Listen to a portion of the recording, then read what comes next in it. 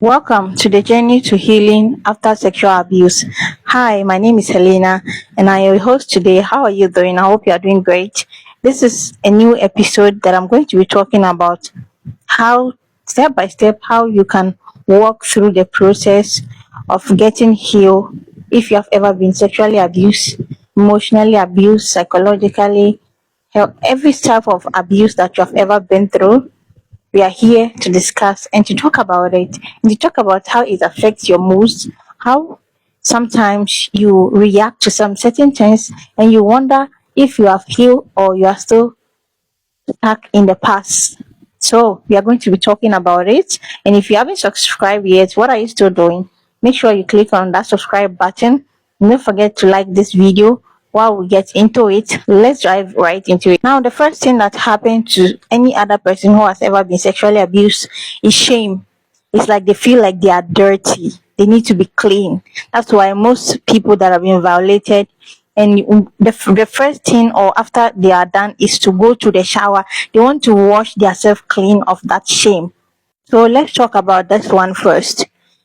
You are not supposed to be ashamed of it. The one who did that to you is supposed to be ashamed. We have seen many women, any other person who has ever been sexually abused.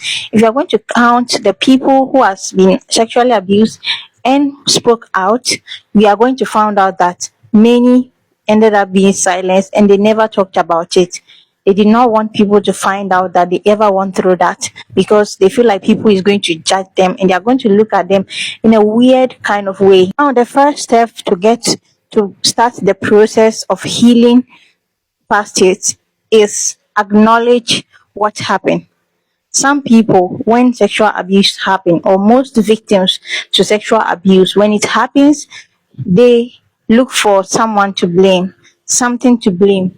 It was my fault. And most of them blame themselves for what happened. They tend to be blaming themselves for what happened. They feel like they should be responsible for what happened. And that is also another process. You have to heal from this first. You need to understand that it was never your fault. You were never in the wrong. The pedophile is always a pedophile, no matter what happened. Acknowledging it, accepting that it happened and it hurt you and it changed you, and it has been so many different emotions, fear, anxiety, hatred into you, is one step to your freedom. Because when you acknowledge all these emotional things that you are going on, your nervous system, how you are always nervous around some people, some certain gender, the other opposite gender, it is a step to your healing. That's the first step. When you acknowledge it was because of this thing happens to me, that's why I am feeling this way, that's why I am like this. That's the first step to healing. The next step is forgiveness. Not yet forgiveness to the one who did that to you, but forgiveness for yourself. Many victims are living in a situation whereby they are like, I am the cause of everything. I was supposed to fight back. I was supposed to fight back. I was supposed to resist. I could have done something. I could have done this. Why didn't I speak up? Why didn't I shout? Why didn't I do this? Why didn't I do that? Many victims live in that kind of situation. I personally lived it for many years until I decided to let go and heal all over again and understand my body and how it reflects around others. So you first need to forgive yourself. Forgive your past. Forgive the mistake you made. Maybe you went to visit that person and did that to you, and then you are blaming yourself. Or if I didn't went there, it wouldn't have happened. I could have done better. I could have did this. I could have done that. Please forgive yourself. That's the first step to healing. Without you forgiving yourself and understanding that it was not your fault, that that person was an evil person who decided to do that to you, you are going to live with your past and you will never be able to get rid of it. Now, after you have forgiven yourself, you have accepted that maybe you made a mistake at a certain point, but you know that human beings, we are full of mistakes, and accept what happened to you has changed you. Now we are coming to the process The process has already started, and you are doing very, very well for yourself. The fact that you have done the first one and the second one, this third one is a game changer. The next step is to forgive the one who did that to you. How would you forgive someone that did that to you? If whenever you remember it's so painful, and it's like it's squeezing your heart. It's it's it's so painful, like that person took something away from you, and you are like, I can't forgive, I've done all I can't. Here is the trick. Let's talk about the first step for you to be able to forgive someone. Now, this is going to be generally, whether you are a Muslim, a Christian, a whoever you are, depending on your belief. If you are a Christian, I will advise for you to pray for that person. I will advise for you to pray for that person. But if you're not a Christian, you're a Muslim, you can still pray for the person, obviously, because Muslim, but you don't believe in any God. What can you do? Yeah. Wish good things for the person. Wish that this person is a better person now. Wish that this person is living a good life now. Wish that this person has changed. You get what I'm saying? I'm gonna say, oh, it's very painful in the first time.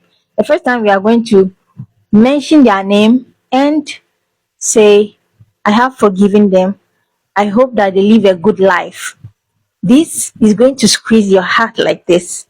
If you ever done it and it's feeling very painful, it's like you are crying with even saying it. This is a sign that you are doing very well and that you are in the process, that very soon you are going to free from your past. Now repeat this process until you see that you no longer feel pain when you mention the person's name.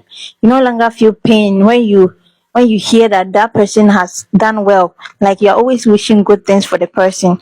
So that's a sign that you are forgiving the person.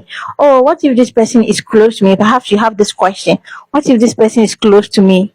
Do I need to bring them back to my life? No. Keep them. You can still forgive someone and still keep them far away from you, because your safety comes first. Learn how to protect yourself. Do not say, oh, because I have forgiven them, or I want to forgive them, so I'll give them a chance back into my life. That's not forgiveness. Forgiveness does not need for you to bring that person back to your life. You can forgive someone but still keep them far away from your life. You can still have no space for them in your life. I'm going to say, oh, but this person never asked for forgiveness. He never came to ask for forgiveness. He never said, see that what he did was wrong. It doesn't matter. Here is the thing, forgiveness is not for him, forgiveness is for you. There's a saying that they say, like, the one that was slapped, or the one that slapped like the other one, doesn't remember the slap, but the one that received the slap still remember the slap till now. So for your own peace of mind and for your own safety, for your own heart, for you to move past your past, to move ahead and leave your past behind you, forgive. You don't need to bring them back to your life, but forgive them, because grudge or hatred is like a when you poison a drink and then you drink it and then you wish for the other person to die. They are not going to die. They are going to live their best life, while you are going to be here stuck in the same process. Hello. Perhaps maybe you are going to be doing this process that I'm teaching you, and then you're going to be saying, oh, it's taking too long, I'm not seeing results. Yeah, healing does not have time. It doesn't have date. Some days you are going to feel, oh, I'm over it, I feel strong, but other days it's like you are back to square one. So these steps are not going to be magic. They need process, they need time, and you don't need to give yourself deadlines. You can take your time, just do each one tiny thing. Oh, I wish he had a better life. Just like that, something tiny, but it's a big step ahead. Repeat this or learn this and try them out. Let me know how it worked in the comment section. Also, if you have any questions, this is just three different, this is just us in a process. So we are going to come with episode 2, episode 3. What if you have not subscribed yet? What are you still doing? Subscribe right now, and don't forget to leave your bell notification on, so that when the episode 2 come, you might be able to receive it. Love you, babes. Bye bye. Have a very, very good day, and I hope your life flourish and you are able to move past your past. and live a very good life.